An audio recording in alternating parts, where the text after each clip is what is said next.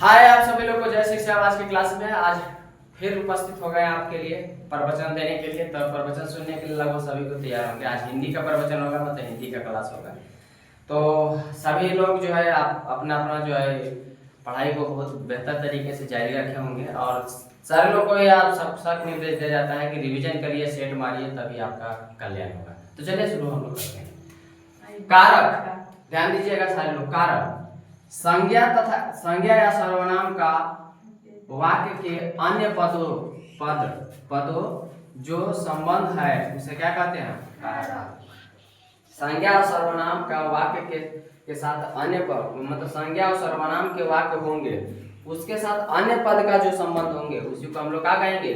कारक कहेंगे। जैसे राम ने रावण को मारा। राम ने किसको मारा? रावण। यानी क्रिया का काम, यानी क्रिया कर रहा है कौन? मारने का। क्रिया कर रहा है मारने का काम, ठीक है। मारना जो है ना, यह क्रिया हो रहा है, ठीक है। उसके बाद राम ने रावण को मारा। उसके बाद क्या लिखे हैं?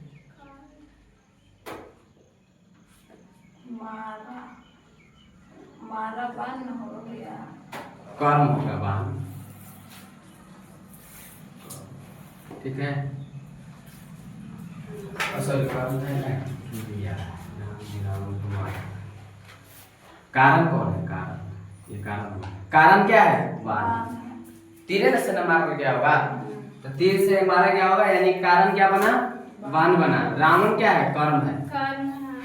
जिसको हमें मारना है वो कर्म होगा, जिससे हमको मारना है वो कारण होगा, और जिसके द्वारा मारा जाएगा, समझ में आ रहा है ना, वो क्या होगा? क्रिया होगा। मतलब आपको समझ में आ रहा है? जिसको मारना होगा, ध्यान दीजिएगा, जिसे मारना है, जिसे मारना होगा वो क्या कहलाएगा? कर्म होगा। जिसको मतलब जिसको मारना है, लिखेंगे जिसको मारना है, जिसको मारना है वो क्या कहलाएगा? कर्म। समझ में आ रहा है ना? क्या कहलाएगा? कर्म कहलाएगा। जिससे मारना होगा, जिस से मारना होगा, जिसे मारना होगा उसे क्या कहेंगे? क्या कहेंगे? कारण। जिससे मारना होगा वो कारण ना बनेगा, तो क्या हो जाएगा? कारण। समझ में आ रहा है? और जो व्यक्ति मारेगा, यानी कि मारने का, मारा जो जिस व्यक्ति के द्वारा मारा गया, यानी कि जिसने मारा, जिसने मारा, लिखिए, जिसने मारा वो क्या होगा? क्रिया होगा। क्या होगा? क्रिया। उम्मीद है कि आपको ये बात समझ में आ गया होगा। आ गया? हाँ। तो आप बताइए, राम हिंदी में, ध्यान दीजिएगा, हिंदी में कारक जो है कितने प्रकार के होते हैं? परीक्षा में पूछा जाता है, याद रखिएगा। हिंदी में कारक कितने प्रकार के होते हैं? 8 प्रकार के होते हैं। पहला जो कारक है, याद रखिएगा, ध्यान दीजिएगा, उस कर्ता। पहला कारक का नाम है कर्ता। चिन्ह हम देखते हैं, आठ कारक है, तो कारक चिन्ह की पहचान करेंगे ना, कि हम कैसे पहचानेंगे कि वो कौन सा कारक चिन्ह है। तो देखिए, कर्ता ने, यानी कि कर्ता रहेगा, कर्ता के लिए ने चिन्ह प्रयोग होगा, कर्म के लिए को चिन्ह प्रयोग होगा, करण के लिए से के द्वारा प्रयोग होगा, संप्रदान के लिए को के लिए प्रयोग होगा, आपादान के लिए से प्रयोग होगा, संबंध से अलग भी होता है, याद रखिएगा, अलग या अलगावादी एक कहते हैं। इधर हम विस्तार से इसको बता दिए। इधर आपादान से अलग, ठीक है।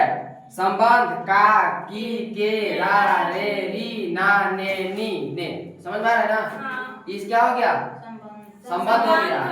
अधिकरण में पर, संबोधन ए हे अरे जो, ठीक है। ए हे अरे जो। फिर बार शुरू करते हैं। कर्ता ने कर्म को करण से के द्वारा, संप्रदान से को के लिए, आपादान से अलग, संबंध काकी के, रारेरी, नाननी, अधिकरण में पर, संबोधन मेरे लो अरे जो। अब आइए इधर, कारक की पहचान कैसे करेंगे कि कौन कारक किसमें है। कर्ता रहेगा अगर, तो क्रिया को संपन्न करेगा, क्रिया को संपन्न करेगा कर्ता में। जैसे राम ने रावण को मारा, इसका मतलब हो गया कि रावण का नाश खत्म, संपन्न हो गया है नहीं। तो किससे? राम ने लग गया, खत्म। आइए कर्म में क्रिया से प्रभावित होगा, क्रिया से यानी कर्म जो है क्रिया से प्रभावित होगा। तो जैसे मोहन को धक्का लगा, मोहन को चोट लगा चाहे धक्का लगा, मोहन को धक्का लगा, तो वहां धक्का किसको लगा? यानी कि क्रिया से प्रभावित हो रहा था। किससे? गाड़ी से ना धक्का लगा तो उससे प्रभावित हुआ ना व्यक्ति, तो वहां कारक कौन सा कारक चिन्ह लग गया? को। मोहन को धक्का लगा। आइए करण क्रिया का साधन व उपकरण हो, यानी कि क्रिया का साधन हो उपकरण भी होना चाहिए। तो जैसे करण में करण से के द्वारा, तो अब देखिए राम के द्वारा रावण मारा गया, राम के द्वारा रावण मारा गया, राम के द्वारा रावण मारा गया, यानी कि राम के द्वारा का मतलब है क्रिया और साधन का साधन, क्रिया का साधन उपकरण। तो क्रिया का साधन उपकरण इसमें कौन बना? राम के द्वारा रावण मारा गया, इसका मतलब है इस उपकरण भी मिला, मारने वाला उपकरण होगा तुम्हारा, और क्रिया का साधन कौन बना? राम। बात समझ में आई? उसके बाद संप्रदान उद्देश्य या प्रयोजन, मतलब कारण बताना है। उद्देश्य क्या है, प्रयोजन क्या है, क्या प्रयोजन है कि आप हमसे ये चीज पूछना चाहते हो, उस तरह की बातें हैं। तो इसमें संप्रदान में ये को के लिए, ठीक है, को के लिए उद्देश्य पूछना है। मतलब उद्देश्य क्या है, आप किस लिए आए हैं, समझ में आ रहा है?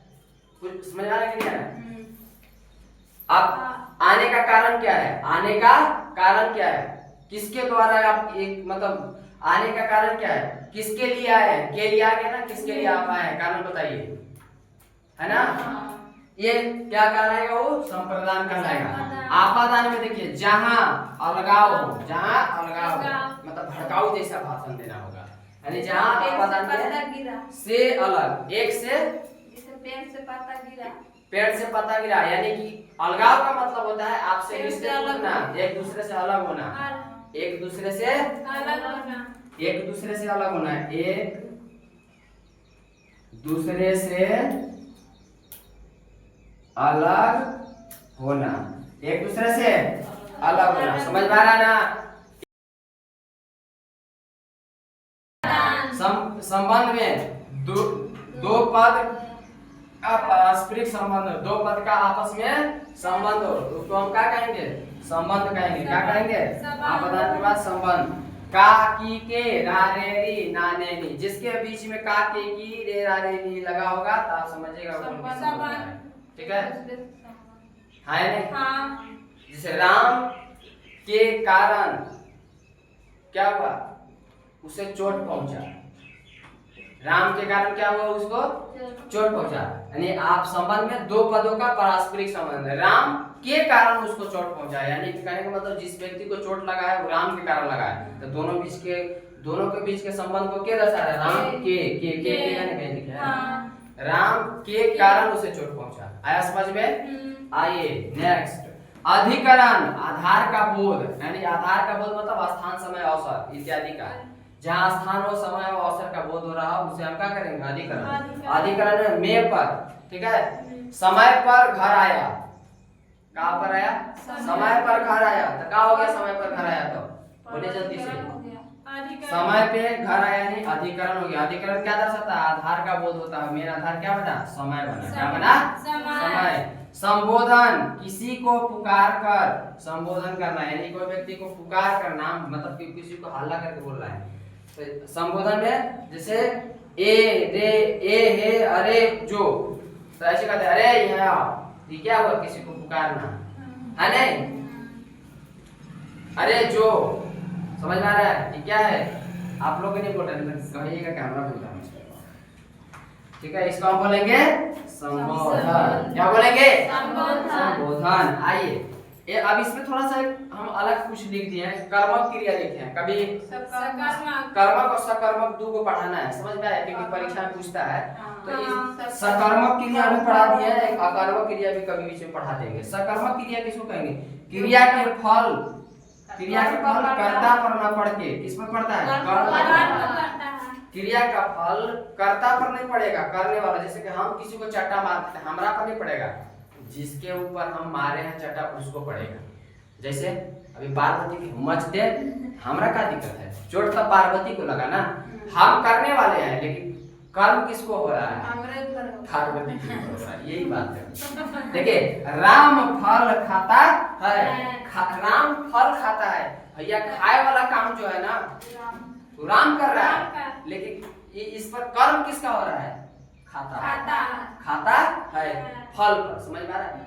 देखिए, क्रिया का व्यापार राम करता है, लेकिन का खाता है, यही ना खा रहा है। व्यापार, क्रिया ध्यान दीजिएगा, व्यापार का फल फल पर पड़ता है, व्यापार का फल फल पर। यानी हम फल खा रहे हैं, तो खाने का काम हम खा रहे हैं जरूर, लेकिन पड़ किस पर है? फले को पड़ता है। जैसे राम की हम मार जरूर रहे हैं, लेकिन पार्वती को लग रहा है। ठीक है, अब ध्यान दीजिएगा, खाता है क्या है? अब देखिए, आप कहेंगे ना कि सकर्मक क्रिया को पहचानने का तरीका, अंतिम के जितने भी शब्द होंगे ना, सब क्या हो गए? जैसे सीता गीत गाती है, सीता गीत गाती है, गाती क्या है? सीता गीत गा रही है, जरूर ध्यान रखिए, गीत तो है, गीत को गाना ही है, तो फल पड़ रहा है गीते पर। समझ में आ रहा है ना? लेकिन इसमें गीत, सीता जो है, सीता कर्म नहीं कर रहा है, वो क्रिया कर रही है। क्या कर रहा है? क्रिया। जैसे अभी हम लोग यहाँ देखिए, सीता गीत गाती है, तो गाती जो है ना, वो कर्म है, क्या है? सकर्मक क्रिया कहेंगे। मधु चित्र बनाती है। देखिए, इस बीच में जितना है ना, बीच में जितना है ना, ये भाषण तासन रासन नसन नसन नसन, ये सब क्या है? कर्म है। क्या है? कर्म है। क्या है? कर्म है। और बाकी क्या है बताइए? नहीं, एक सकर्मक क्रिया है। ठीक है, यानी कि ये कारण बन रहा है क्रिया, मतलब क्रिया तो ये सब ना है।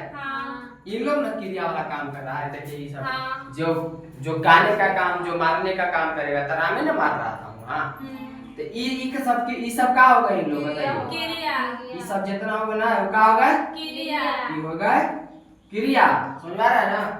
और ये सब का बन गया बताइए? कारण बने, कारण। गीते ना गाती गाती गाती बाती जाती सब लिखल है, तो अब इसी को क्या कहेंगे हम लोग सब मिलके?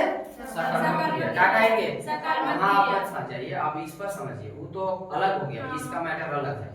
तो ये जितना भी है, ये वाला दिखाई दे रहा है, यानी गाती, बनाती, उठाती, देता है ना, ये सब लास्ट में जितना भी लगा है, वो सबका है सकर्मक क्रिया। बोले समझ में आया? तो बन जाएगा। आज सकर्मक और अकर्मक क्रिया, मतलब इस पर आपको सवाल मिलेगा, जो भी बोर्ड पर लिखा है उसी के आधार पर आपको सवाल दिया जाएगा। तो बोलिए, वीडियो समझ में आया? हाँ नहीं? तो अगर इस वीडियो समझ में आया, मतलब आपको क्लास में अच्छा लगा होगा, तो लाइक करिए, शेयर कीजिए, सब्सक्राइब कीजिए, और मिलते हैं नेक्स्ट वीडियो में। तब तक आप सभी को जय।